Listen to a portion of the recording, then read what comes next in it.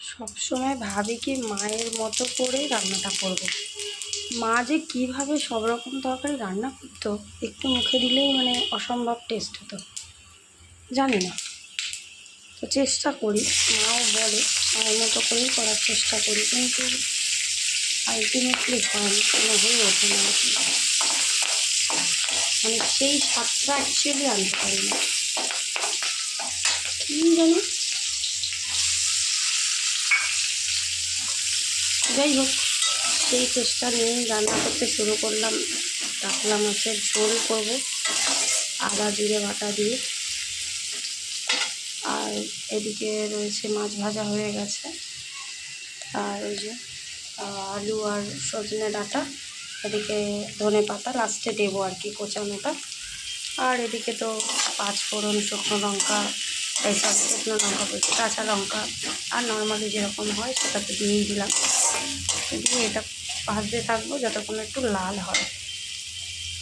কথা বলতে বলতে পেঁয়াজটা অনেকটাই লাল হয়ে গেছে, তো এরই মধ্যে আমি তো তার মধ্যে আলু আর সজনে ডাঁটাটাকে আলাদা করে ফেলেছি। এবার এই আলুটাকে আমি এর মধ্যে তুলে দেবো, দিয়ে খানিকক্ষণ নাড়াতে থাকবো।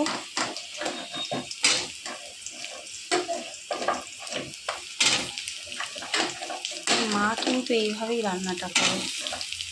দেখা যাক আজকে মায়ের হাতে রান্নার মতো হয় কি না, মানে আসে কি না রান্নাটা।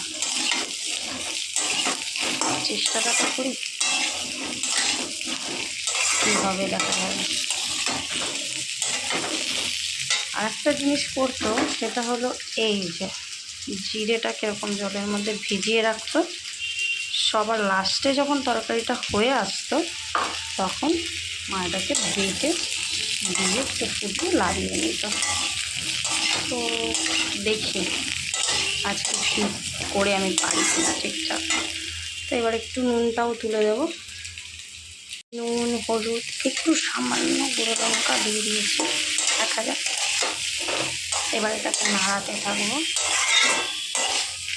নাড়াতে নাড়াতে এখনও একটা জিনিস দেবো বাকি, সেটা হলো আদা বাটা। আদা বাটাটাই এবার আমি দিয়ে দেবো।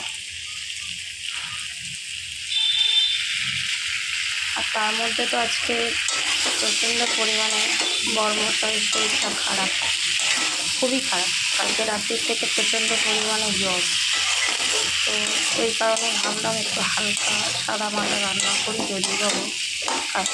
সবথেকে বড়ো কথা হলো মাছটাই খায় না, তাও আজকে বললো, তাই জন্য একটু বড় জ্যান্ত রেখে একটা কাতলা কাটছিল, আমি ওখান থেকে একটু নিয়ে এসেছি। আর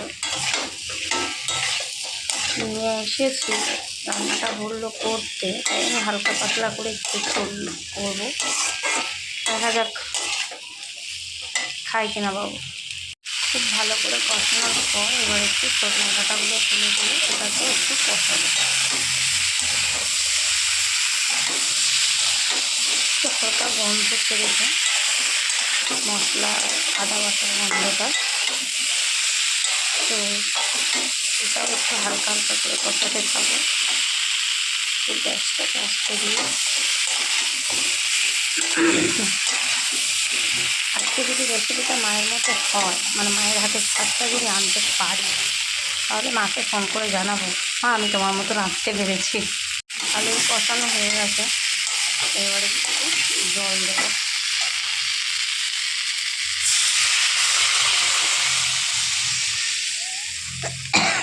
যতটা পরিমাণ ঝোল লাগবে ঠিক সেইভাবে একটু জলটা দিয়ে দিলাম। এবার এটা ফুটতে থাকবে, ফুটে গেলে তারপরে আমি যা দেওয়ার দেবো। এখন একটু হতে থাক। ফাইনালি বাটা হয়ে গেছে, তো এবার এটাতে তুলে নেব, নিয়ে এবার শিলটা তো ধোয়ার পালাই, শিল ধুয়েও একটু সময় দেখবো যে আলুটা আমার সেদ্ধ হলো কিনা।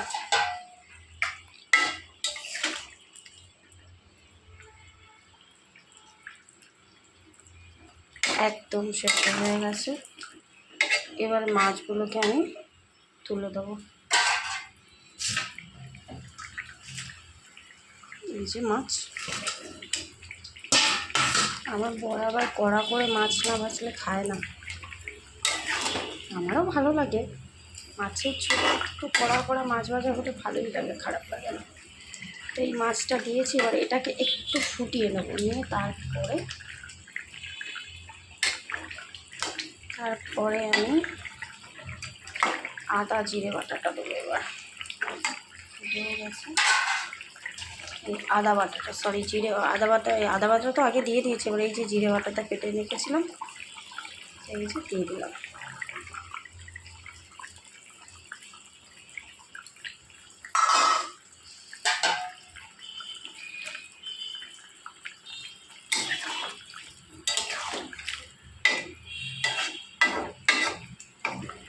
কিছুক্ষণ এটা ফোটার জন্য ছেড়ে দেবো, যেহেতু কাঁচা আদার বা জিরের গন্ধটা চলে গেলে তারপর কি ভালোভাবে ফুটে গেছে।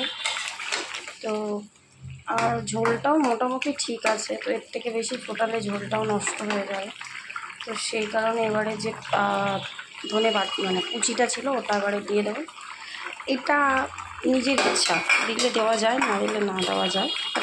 আমার মা কিন্তু ধনে পাতা বা কোচাটা যে দিত তা কিন্তু না, মাকে দেখেছি শুধুমাত্র নোনা মাছেই দিতে, আর এমনি মাছে খুব কমই দিত।